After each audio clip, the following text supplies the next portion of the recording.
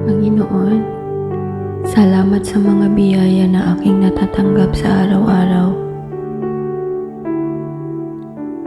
Ikaw ang aking lakas kapag ako ay nanghihina. Lumalapit po ako sa iyo ngayong araw para humingi ng kaliwanagan ng isip at mabigyan mo kami ng gabay sa lahat ng aming mga plano.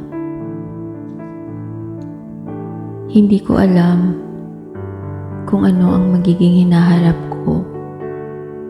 Ngunit alam ko na ikaw ang aking pag-asa at ikaw ang aking suporta. Pakiusap po na tulungan akong kumapit sa iyo ngayon at tulungan akong manatiling nananalig sa iyo upang makagawa ako ng mga tamang pagpili ayon sa iyong mga turo.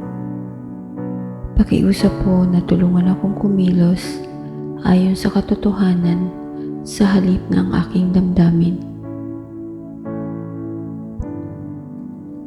Mahal na Ama sa langit, pinagdarasal ko po ngayong araw ang aking pamilya.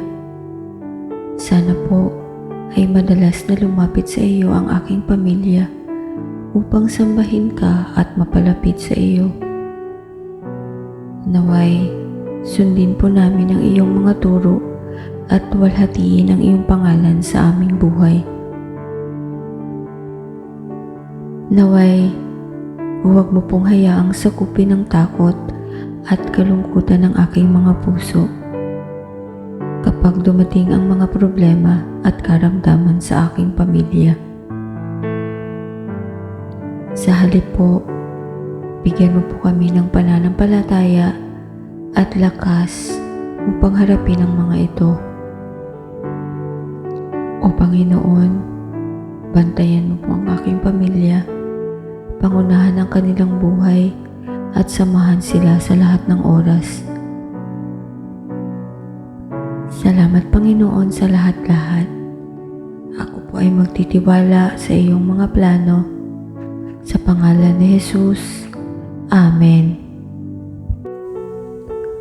Luwalhati sa Ama at sa Anak at sa Espiritu Santo, kapara noong unang-una, ngayon at magpakailanman at magpasawalang hanggan. Amen.